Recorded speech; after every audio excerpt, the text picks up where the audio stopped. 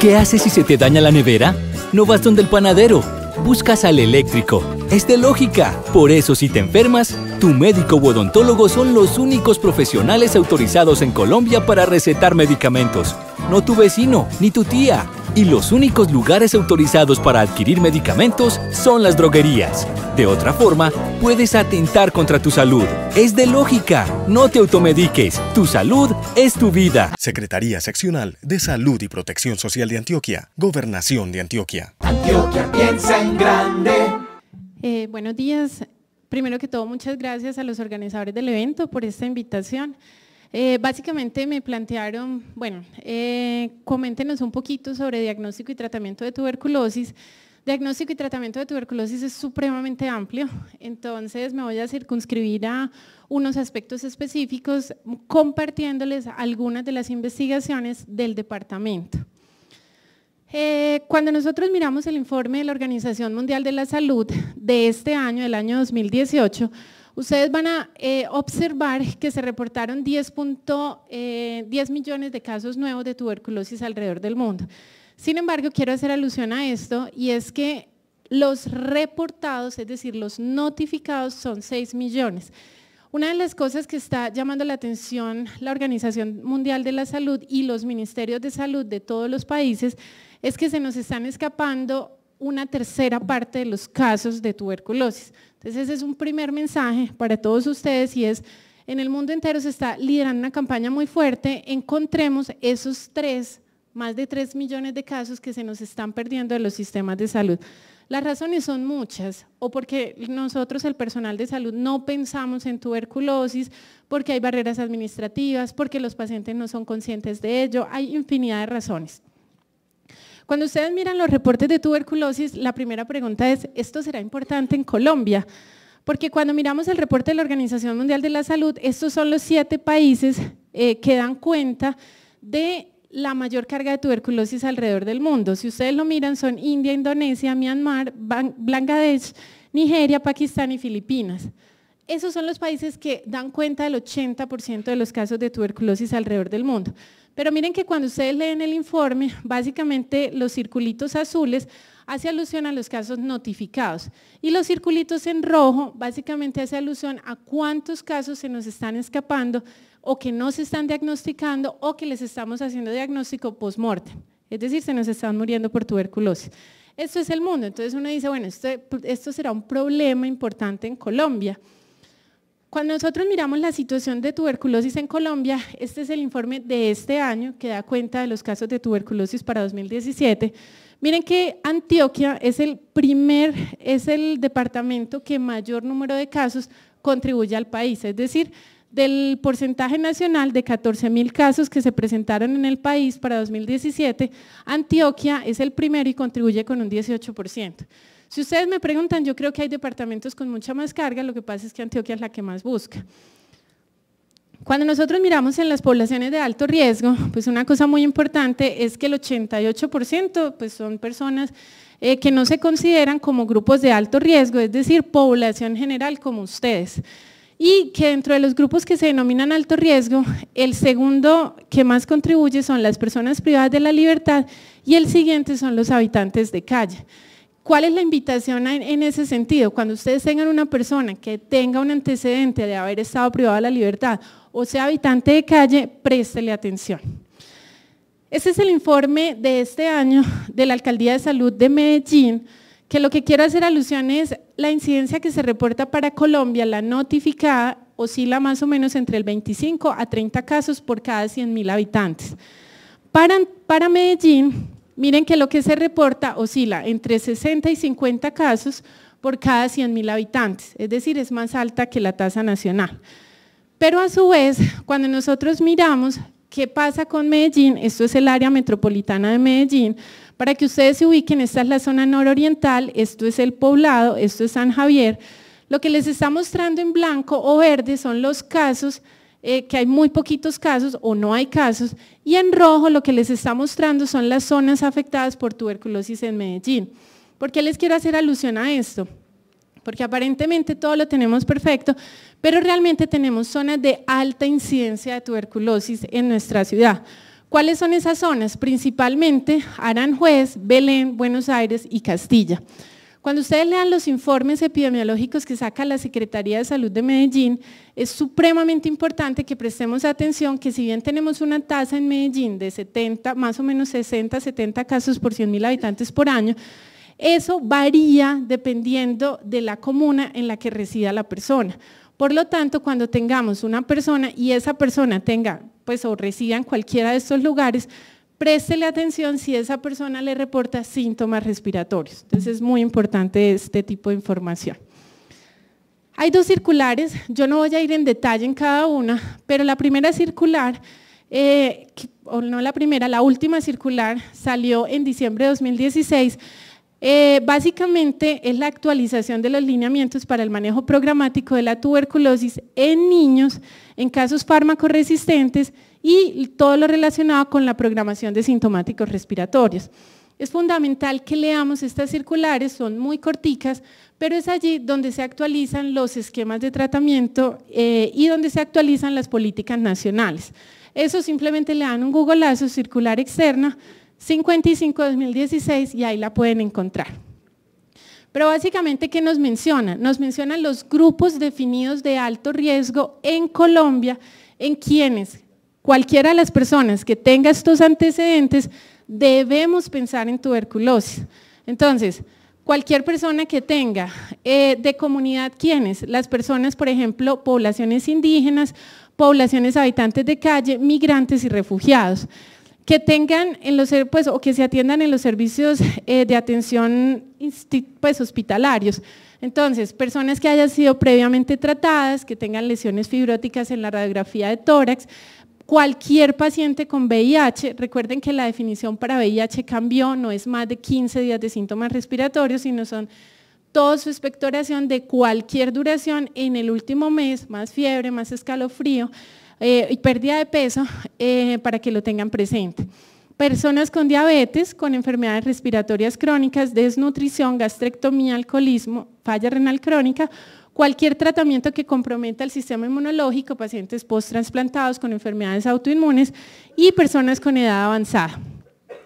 Y aquellos que estén institucionalizados, ejemplo, personas privadas de la libertad, ese es mi campo principal de investigación, tienen la incidencia más alta, incluso por encima que VIH. Personas que residen en refugios o albergues u otras instituciones, o lo que se denomina personas que residen en ambientes confinados. Servicios de inmigración o refugiados y determinados lugares de trabajo. A nosotros se nos olvidan nosotros, los trabajadores del área de la salud. Entonces, ojo con eso, los mineros y pues obviamente otros sitios de alta prevalencia. Cuando nosotros estamos hablando de sitios de alta prevalencia, era lo que les mencionaba. Si una persona reside en Buenos Aires o en Belén, ojo, le está dando una alerta de que préstele atención a que esos síntomas respiratorios usted le tiene que descartar tuberculosis. La otra circular que tienen que revisar es la 07 de 2015, donde básicamente se hace una actualización de los lineamientos programáticos para tuberculosis y lepra en Colombia. ¿De dónde surge? En el año 2013 se actualizaron las definiciones en el mundo entero para unificar la comparación entre los países. Entonces, básicamente es que no voy a entrar en cada una, la presentación yo se las dejo a los organizadores y ustedes lo pueden encontrar en línea, pero básicamente, ¿qué fue lo que se hizo? Definiciones de caso por ingreso a tratamiento, es decir, si se confirmó bacteriológicamente o si se confirmó clínicamente y cuáles son cada una de las definiciones que allí se tienen. Si la clasificación está basada en la localización anatómica, antes hablábamos de tuberculosis pulmonar, extrapulmonar y diseminada cuando era ambas. Básicamente, actualmente se define tuberculosis pulmonar o extrapulmonar y allí están las definiciones. Aquellos que tienen compromiso, tanto extrapulmonar como pulmonar, se clasifican dentro de tuberculosis pulmonar. La otra clasificación está basada en historia de tratamiento previo. Básicamente, acá les quiero hacer alusión, pues paciente nuevo, paciente que nunca o se le ha diagnosticado por primera vez y los que están previamente tratados. Y esos que ingresan a tratamiento, que ya habían sido tratados previamente, se clasifican si es una recaída, es decir, el paciente que se curó, pero pues que se curó, completa tratamiento y vuelve a tener un episodio de tuberculosis. Aquellos que tienen un fracaso, recuperado tras pérdida del seguimiento y otros pacientes previamente tratados. Es decir, aquellos que no supimos qué pasó en el episodio anterior con su desenlace. Otra clasificación está basada en el estado de VIH. Entonces, son pacientes con tuberculosis y VIH, con tuberculosis y sin VIH, o aquellos en quienes desconocemos un estado serológico, ¿cierto? O sea, tiene tuberculosis, pero no sabemos si es VIH positivo. Recuerden que el lineamiento mundial, tanto pues, en el mundo como en Colombia, es que toda persona que se le haga diagnóstico de tuberculosis se le debe descartar presencia de VIH.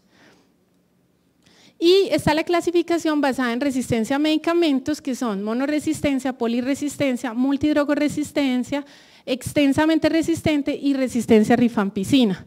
Básicamente esto hace alusión a medicamentos de primera línea, multiresistencia isoniazida a rifampicina, extensamente resistente es resistencia a rifampicina e isoniazida y al menos un aminoglucósido o una fluoroquinolona de esquema de segunda línea y resistencia a rifampicina, que nos está hablando que ese paciente potencialmente puede llegar a desarrollar multidrogoresistencia. Básicamente esto es una actualización de la Organización Mundial de la Salud y básicamente hace alusión. Tenemos centros de laboratorio periféricos, regionales o nacionales. Y de acuerdo a esos centros, pues básicamente, usualmente en nuestro medio se hace microscopía, que puede ser la clásica que ustedes conocen, Sil-Nielsen, o puede ser auramina rodamina, que básicamente es por fluorescencia. Cultivo, que el cultivo se hace en laboratorio, pues en centros de tercero o cuarto nivel o en el laboratorio departamental de salud pública, que puede ser medio sólido líquido. Y si el paciente requiere, de acuerdo a los factores de riesgo que tenga, una tamización para pruebas de susceptibilidad a primera línea, entonces pues se le va a hacer porque queremos descartarle que tenga resistencia, porque ese paciente fue previamente tratado, porque el paciente no terminó el tratamiento previo, etcétera. Hay una serie de factores de riesgo con relación a eso. Entonces se le descarta resistencia a medicamentos de primera línea, se hace la identificación de especie, es decir, que sea Mycobacterium tuberculosis, no otras micobacterias, y en aquellos pacientes que tienen MDR, en los laboratorios de referencia nacional, en este caso el Instituto Nacional de Salud, son quienes hacen los cultivos para descartar presencia de tuberculosis extensamente resistente. Cuando estamos hablando de EXPERT, que es la prueba rápida, que más o menos toma 2 horas, básicamente, pues EXPERT, si EXPERT es positivo, es decir, nos está hablando de que tiene resistencia a rifampicina, se debe solicitar medios de cultivo y pruebas de susceptibilidad a medicamentos de primera y segunda línea. Si es negativo, pues quiere decir que la persona probablemente no tiene tuberculosis y menos tiene tuberculosis resistente, pues sigue todo el otro proceso. Y en los cultivos, básicamente, ¿qué estamos buscando? Si es MDR o XDR, o si simplemente es susceptible y fue un falso positivo. Bueno, ¿qué les quiero hacer? Esto es investigación, esto se hizo en 8, pues se cogieron las bases de datos de 8 ciudades de Colombia, entre las cuales estaba Medellín. Básicamente, ¿qué encontró este estudio? Que desde el momento en que iniciaban los síntomas respiratorios hasta el momento en que se hacía el inicio del tratamiento, la mediana, es decir, la mitad de los pacientes tenían, el tiempo fue de 51 días, ¿sí? Entre el inicio de los síntomas y el inicio del tratamiento. ¿Por qué quiero hacer alusión a esto? Por cada persona que tiene tuberculosis activa se infectan 10 personas. Entonces, ¿acá qué estamos hablando? Nos estamos demorando como médicos en iniciar el tratamiento antituberculoso cerca de 2 meses, eso es inaceptable. En el mundo entero se espera que sea menos de 30 días entre el inicio de síntomas y el inicio del tratamiento. Y cuando se mira cuántos de estos pacientes, el 72% tenía más de 30 días, pues tenía una demora de más de 30 días. Entonces, es un llamado de atención a que estamos haciendo diagnósticos tardíos en nuestro medio. Cuando nosotros entramos propiamente en el tema de tratamiento, entonces básicamente pues hay unas definiciones dentro de los lineamientos nacionales y el tratamiento se prescribe de acuerdo a si es sensible a los medicamentos de primera línea o no. Y pues obviamente hay unos esquemas definidos para tratamiento de primera línea y segunda línea. Y una vez se inicia ese tratamiento, pues hay unos desenlaces programáticos, donde en esos desenlaces programáticos los resultados se clasifican de acuerdo a qué. Si el paciente está curado, es decir, un paciente que tuvo diagnóstico de tuberculosis pulmonar, en quien tiene bacteriología confirmada al inicio del tratamiento y que en la vaciloscopia o cultivo lo tiene negativo en el último mes de tratamiento. Ese paciente se clasifica como curado. Terminado es aquel paciente que completó el tratamiento sin evidencia de fracaso, pero que no tenemos constancia de la vaciloscopia o cultivo del último mes de tratamiento. Es decir, quien lo toma completo, pero no tenemos evidencia de que fue negativo al final del tratamiento. Fracaso es un paciente cuya vaciloscopia o cultivo es positiva al cuarto mes o más de tratamiento. Tenemos el paciente fallecido que muere por cualquier razón, pérdida del seguimiento, paciente con tuberculosis que no inició tratamiento o interrumpió el tratamiento durante un mes o más. Acá quiero hacer alusión, las guías mundiales hablan de 2 meses, en Colombia se definió que era 1 mes porque 2 meses es demasiado tiempo. No evaluado es un paciente con tuberculosis que, que no sabemos qué pasó al final del tratamiento, ya sea porque fueron transferidos o se desconoce el resultado de ese paciente al final del tratamiento. Y tratamiento exitoso es la suma de curados y tratamientos terminados. Una de las cosas es, el año pasado salieron la actualización de las guías de tratamiento y pues hay un montón de actualizaciones, pero básicamente les quiero hablar de 3. La primera es si se da 3 veces a la semana o diario la fase de continuación. Recuerden que hay una fase intensiva y posteriormente una fase de continuación. Uno de los grandes debates en el mundo entero es ¿se da 3 veces por semana o se da diariamente durante esa fase de continuación? La recomendación de la Organización Mundial de la Salud es no solo en paciente VIH o en niños, sino en todo paciente con tuberculosis sensible pulmonar. La idea es que no se recomienda 3 veces por semana, sino que la fase de continuación e intensiva se debe dar diariamente. El siguiente caso, esto salió a raíz de un estudio mundial que se llama START. Básicamente la pregunta es si se inicia terapia antirretroviral en todos los pacientes que tienen tuberculosis con VIH, porque siempre se tenía temor del síndrome de reconstitución inmune. Entonces, en este caso, básicamente la recomendación es, ese estudio demostró que no había que esperar a que el paciente tuviera menos de 300 CD4 para iniciar tratamiento, sino inmediatamente hacemos diagnóstico de VIH, inmediatamente se inicia terapia antirretroviral, independientemente de conteo de CD4. Y básicamente recomienda puntualmente pacientes con tuberculosis que esa terapia antirretroviral se debe empezar en todo paciente, independientemente de su conteo de CD4, pero que el tratamiento anti-TB se debe iniciar inmediatamente, se haga el diagnóstico seguido por el tratamiento antirretroviral tan pronto como la clínica del paciente me lo permita. En algunas ocasiones no lo podemos iniciar conjuntamente de forma inmediata, pero lo ideal es que no nos demoremos más de 8 semanas de iniciar ese tratamiento.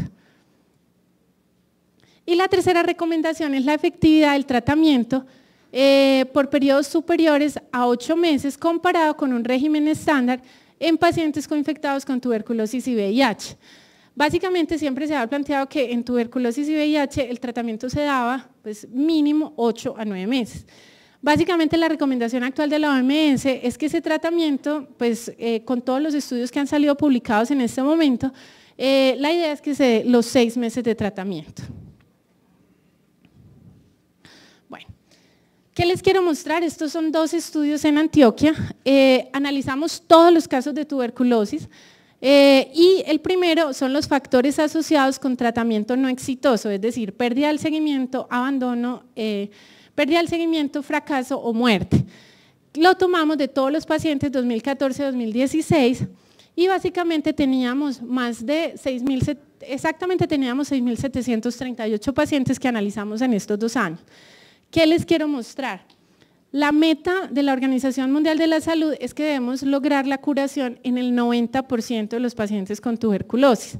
Antioquia, esto es de Antioquia, no logra 2014, 2015, 2016 la meta de tratamiento, pues la tasa de tratamiento exitoso que se denomina la suma de curado y terminado solo alcanza el 73%, o sea, estamos muy lejos de alcanzar la meta de curación de la Organización Mundial de la Salud.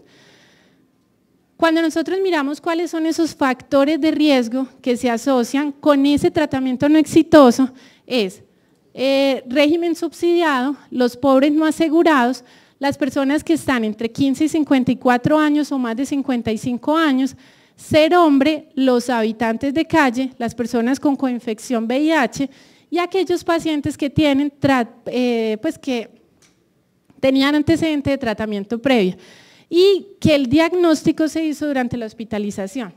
Se supone en el mundo entero que la mayoría de los casos de tuberculosis se debería diagnosticar en primer nivel. Para nuestra sorpresa, en Antioquia, más del 80% de los casos se están diagnosticando en instituciones de tercer nivel. ¿Eso de qué está hablando? De que no se está pensando en tuberculosis en primer nivel o que hay muchas barreras administrativas que impiden que los pacientes se diagnostiquen en primer nivel. Para que un paciente se diagnostique en tercer nivel, pues hay muchas cosas, mayores complicaciones, mayor tiempo entre el diagnóstico e inicio de tratamiento, es decir, mayor exposición de los contactos. El otro estudio básicamente es que cogimos la población VIH y los habitantes de calle y los comparamos con no VIH y no habitante de calle. ¿Qué encontramos nosotros? Pues encontramos que en Antioquia teníamos 112 personas, habitantes de calle con VIH, 432 que eran habitantes de calle, VIH negativo, aquellos que eran VIH positivo pero que no eran habitantes de calle y aquellas personas que eran no VIH y no habitantes de calle. ¿Qué es lo primero que nos llamó la atención? Cuando se hacía el diagnóstico de tuberculosis, el 48%, o sea, la mitad de los pacientes y una tercera parte de los pacientes que son habitantes de calle habían tenido tratamiento previo y ese tratamiento previo se habían perdido el seguimiento. Es decir, había tenido un antecedente que le habían diagnosticado tuberculosis, inició y se perdió el tratamiento. Comparado con el 4% que son no VIH, no habitante de calle y 10% VIH positivo solo. Cuando miramos en ese periodo actual, básicamente nosotros ¿qué tenemos? En ese desenlace de tratamiento, esto es lo más preocupante. Yo les había mencionado que el 73% era la meta, pues era lo que nosotros cumplíamos en curación. Pero cuando lo desglosamos por habitante de calle o por VIH, resulta que en este episodio actual el 56% de los habitantes de calle VIH positivo coinfectados con TB y el 53% de solo habitantes de calle habían abandonado el tratamiento. Y comparado con el 10% de los que son no VIH, no TB. ¿Eso qué implicaciones tienen? Son personas que se diagnostican, inician tratamiento, mejoran, abandonan. Vuelve y se les diagnostica, inician tratamiento, mejoran, abandonan tratamiento. Es decir, el reto que tenemos muy fuerte es cómo logramos seguir esta población, ¿cierto?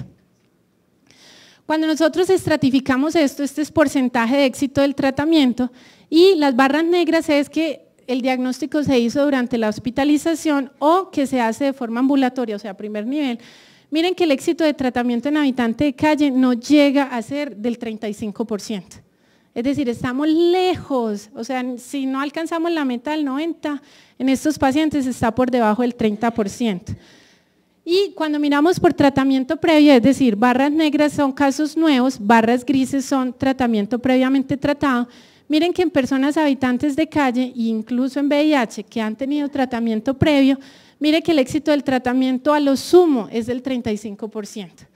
Conclusión, nosotros en Antioquia tenemos un reto en cuanto a las metas programáticas.